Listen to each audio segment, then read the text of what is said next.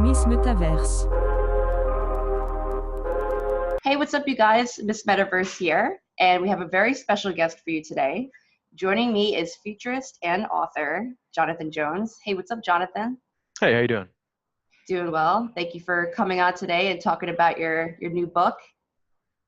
Yeah, it's my pleasure. The new book is called Doomsday, spelled Doomsdai, for artificial intelligence. And it's already on Amazon. Just type in Doomsday, you can find it, and it's like an anthology of short stories, kind of like in the vein of Black Mirror, where I kind of explain some fringe technologies that are they're coming, like lab-grown meat. And I don't just explain them, but I have like a short story, and then I have author's note where I kind of go into where we actually are, how close this is coming to reality for every story. So there's 10 stories, 10 really weird technologies, and then 10 author's notes, one each one. It's kind of like a season of Black Mirror. Oh, very cool. Yeah. So I was wondering too, it just seems that Black Mirror and Electric Dreams and even Altered Carbon, all this stuff is kind of coming to the mainstream right now. And Right. why do you think that dystopian futurism is just becoming such a hot topic right now? Well, I mean, I think that as humans, that's what we do when we see new stuff happening. We kind of think like, oh, how could this go wrong so we can avoid that, which I think is a good thing. And like, I became a futurist like 10 years ago because I was like, this is going to happen. And I was concerned about these future things. I was also excited about some of them. And now it's all happening. And everybody, you can't help, to be a futurist is just normal now. Everybody's talking about these things that are going to happen in the future. So it's nice to be, I guess, normal now. Yes, indeed. And so out of all the different technologies that you explore in your anthology, which technologies or which stories really do you feel have the most powerful message behind them? Well, I guess my favorites are probably, I think the first one. It's called "You Are What You Eat," and it's about, like a normal guy, and he's approached by somebody who sells lab-grown meat, and of course it goes very very weird and very wrong. But I'm thinking about lab-grown meat and where it's going to go, and I don't want to spoil the story, but I'll talk about people really haven't thought about lab-grown tissues in general. So what they do is they can take any cell from pretty much any organism on Earth, and they can even genetically change it a little bit if they want. They grow the cells, they generally grind them up, and then they try to make hamburger patties or whatever. They haven't really grown like a full tissue like a steak, but they can take any organism on Earth. So you could go get whale or a dog or anything. You could grow the meat in a lab, and then we can eat in these hamburger patties in the very near future. And what they're trying to do right now is they don't know how they're actually going to get people to eat it, so they're introducing it as like pet food first. And there's labs springing up all over the place, like the new cryptocurrency. You're seeing this everywhere. And so just think about that. In 5 years, we could be eating like eagle burgers or tiger burgers without having to kill a single animal, and it's going to just change everything. So I think that we need to start talking about that. Yeah, definitely. I mean, I know that I would like to have a woolly mammoth burger one day. Yeah, like we could. That'd be cool. I'll have a woolly mammoth burger with you. That'd be cool. Yeah. Yeah, it's the more you think about it, so in the author's notes, I talk about some really extreme possibilities. I was talking to Richard Lee. He's a transhumanist who does like biohacking, and he was talking about how he wanted to make a hamburger out of like human cells, right? And it really just everything's so weird and extreme these days. And I make a joke that I'm pretty sure there's gonna be a vlogger who eats a hamburger made from Beyonce's cells or something, or like Jay, they'll have their own line of cultured flesh food. That's what I called it. So I just think the future is gonna be really weird as far as that's concerned.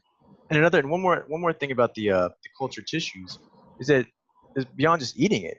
We have these problems with hunting elephants to extinction for ivory, and just now the last white rhino died, right? If we can grow these tissues in a lab, then that will end all of this trophy hunting, and all of these problems will go away. So I think that's I'm really optimistic about where that's going. So the short story that's about the guilt-free lab-grown meat, he's a vegetarian. Yeah. He's a vegetarian who kind of he wants that. He misses the meat, and so when he hears about it, he's like, "Oh, guilt-free meat." So he starts eating it before he really looks into it too much about what he's really eating. So And that's the thing with technology and innovation, and especially the web. So many of us have access to so much information, and we want to be our best selves. We want to eat well, and it really is driving this whole health food craze. And you see so many more people becoming vegetarians and vegans more than ever. So it is very interesting to see, you know. Yeah, I mean, I was thinking about one day, like 20 years from now, like our kids will look at us and be like, how did you eat? You're just so primitive. Like, you're just, it's all gonna be grown for them. Like, they won't have to kill, they won't have to murder animals like we do to eat meat. So that's gonna Right. be weird. Definitely. Yeah. So tell me another one of your stories. What's your second favorite? It's probably my second favorite. Is another idea that I just think people aren't thinking about this. So every year we're used to better cameras coming out and better microphones and all this audio stuff, right? Oh, hey, Hi, doggy. Katie. But one thing we don't think about is that they're also developing electronic noses, electronic sniffers, but we can already use them. So just basically any kind of molecular scanner or sensor. And if this becomes, exponential, every year it gets exponentially better. When you think about how powerful technology is, to my friends about it, imagine you live in an apartment complex and they install a giant electronic sniffer, electronic nose in the middle of the apartment complex. And then if you're partaking in, say, I don't know, where it's still illegal, marijuana, you light up and instantly, on the other side of the apartment complex, that would be able to detect the smell and alert the authorities. And so, yeah, exactly. When I tell people that idea, they're like, oh no, this is actually important. We better pay attention to this. And so the idea of a future where sensors around you can smell you, they can smell, like if someone gets murdered, they'll be able to smell the blood. The authorities will be alerted. You'll be able to smell a crowd and you'll detect toxins, bomb, anything. So it's like this is going to be a really incredible technology. It's in the near future, and I think it also affects people when they hear about it. To imagine that you touch a wall and the wall can taste you, or whatever. The people are like, that is a weird future. Mhm. Also, if we were to get bionic noses, think how different our life would be.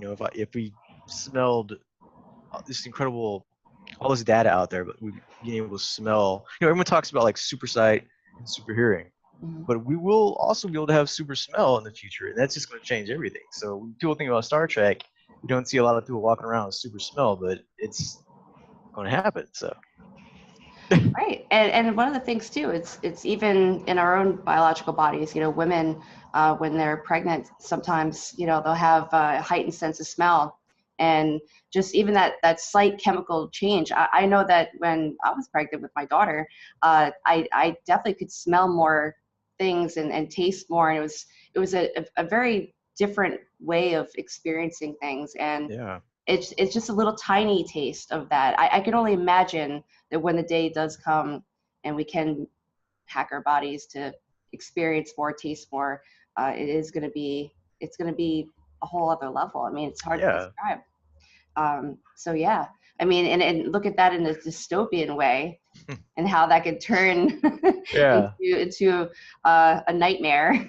Yeah, that's the thing. So yeah, just imagine these giant noses. Everyone's always people are always talking about, I guess, the big three, right? They're gonna hear you, they're gonna see you, and they're gonna read your thoughts or whatever, which is also pretty crazy that's gonna happen. But then the idea they can smell you, I was like, man, it's so weird. And it's like, I think that one of the things is I missed 5 years ago, I really had never thought about augmented reality, the idea of putting on glasses and seeing virtual objects interlaced with your reality. So when I really started thinking about it, I wrote the book Gods of Singularity, focused on it.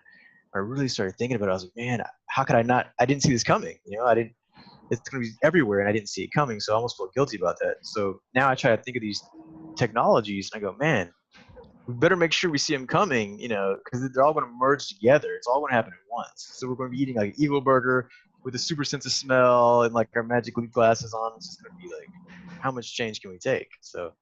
Right. Definitely. It's going to be a whole other dimension of existence, really. I Yeah, mean, yeah. it's amazing. Hopefully a good one, right? Yes. So, Yeah. So, where can we check out your books? yeah, they're all available. So I've written three: Gods of the Singularity, which is a fiction, kind of epic, sci-fi. Then there's a Technological Resurrection, a thought experiment, where I talk about Basically, the idea of maybe far in the future. So this idea is a little out there, but the idea is that perhaps far in the future they'll be able to use quantum archaeology and a couple other technologies to resurrect dead people. And every day now, I start to hear more and more about stuff like that too. So it's not as far as out there as it was. So that book was called Technological Resurrection: A Thought Experiment.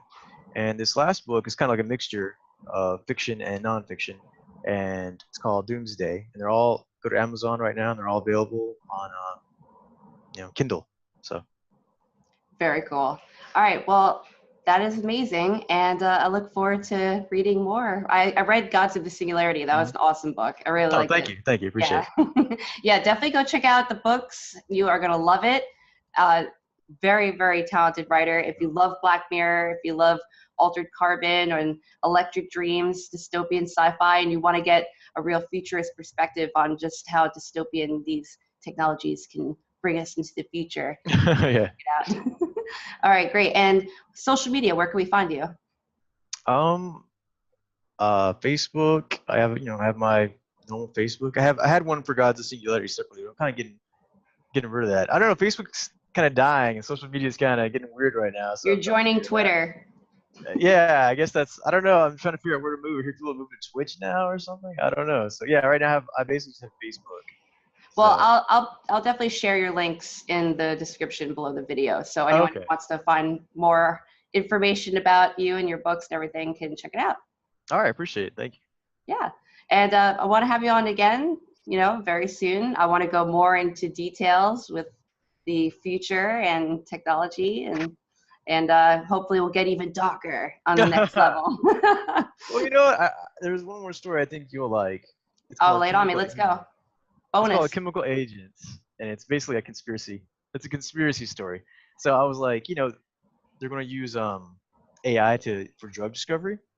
And I was like, what if the government already has that? They're kind of pumping out these drugs that can pretty much do anything they want. And so it's about an agent for the government who walks around and kind of like dabs chemical there, and you can pretty much it'll make a smart person stupid or a stupid person smart. It's just kind of like sowing mayhem. So I thought you would like that because the conspiracy angle. So yeah, You know me and the conspiracies. yeah. So check out Doomsday. It's got all these different stories and stuff. It's pretty good. Awesome. Yeah, I'm definitely gonna read it. I'm excited. Oh, awesome. All right. Well, thank you. Absolutely. All right, guys, you heard it. And stay tuned for more. We're definitely gonna have Jonathan back, and we're gonna get into the future with Doomsday. All right. All right. See you next time. Bye.